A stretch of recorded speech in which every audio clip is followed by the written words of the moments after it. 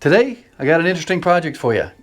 I need to build a doorway and install a 36-inch hollow core door in this opening. In previous videos, you saw how I installed tile in the bathroom and this office area, and that is where cats will be located. This area where there's nice new carpet is to be a cat-free zone, for a kid zone. So I got to build the doorway here, and also on the other side of the stairwell I got to build another doorway. First thing I do when making a simple wall like this is I take my measurements and I draw it out on a piece of paper. You can see all my measurements.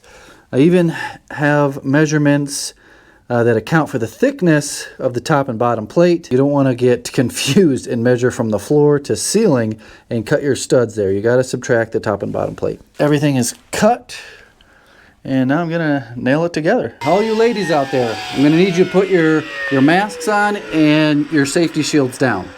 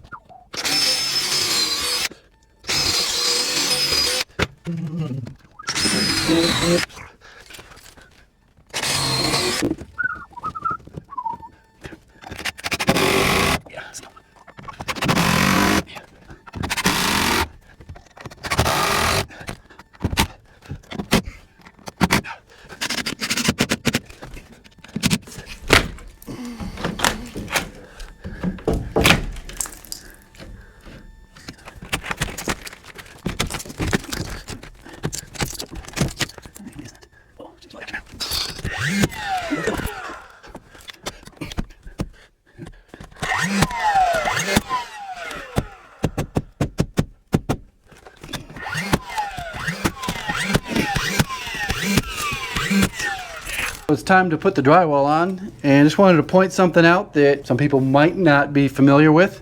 These are drywall shims. I need to shim my new drywall out just a little bit on this side here. So I'm going to put drywall shims down this stud. I think it'll be fine on the back side. I'm going to use a stapler to put them up. Oh, that's perfect. You don't need to go overboard on the staples, because you're going to screw drywall to it and they'll be held in place by the screws. I pre-cut all the drywall up in the garage and brought it down. Not much to it, just use a utility knife, score it, and snap it. I also use a chalk line for making the long cuts. Now I'm going to use my impact, my old school 18 volt XRP impact. Now a lot of people love to jump to the comments and tell me what tools I need. You need a drywall specific screw gun, Handyman. I've got one. It's up in the trailer, it works great. That is for a large volume of drywall. A couple screws and a doorway just doesn't justify the walk to the trailer and back. That's why I use an impact for attaching drywall on small repairs. I'm not going to make a special trip just to get a drywall screw gun to show off my drywall screw gun. Now that that's settled, we can move on.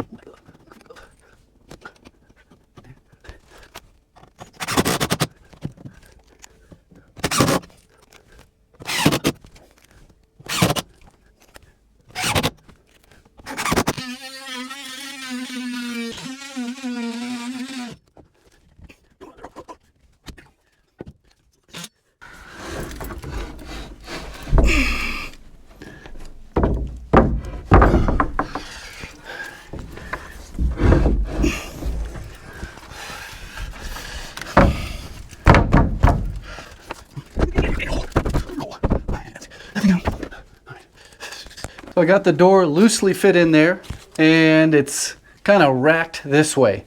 And that's just because of the weight of the door and the hinges over here. So what I'm going to do is use some wood shims to get it all squared up in the doorway.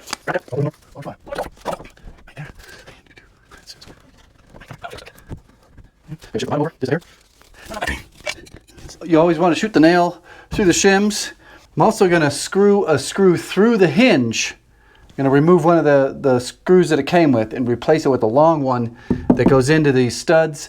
And I will also make sure that area is also shimmed when I put that screw in. But right now we're just kind of tacking it in place. Okay, at this stage it's just had a few nails in it. Tacked in the corners, and that's it.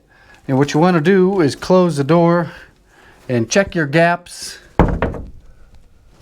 And you can tweak the corners. You can bump a corner that way, bump a corner this way, just a little bit to make sure that door is closing flush against your door stop. Right here in the middle, I've got to put some shims around where the latch is, and I'll shoot a nail or two in there.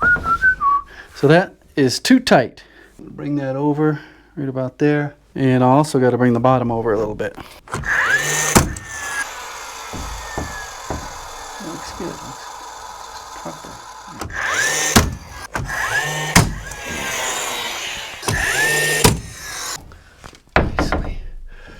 All right, that's the end of this video.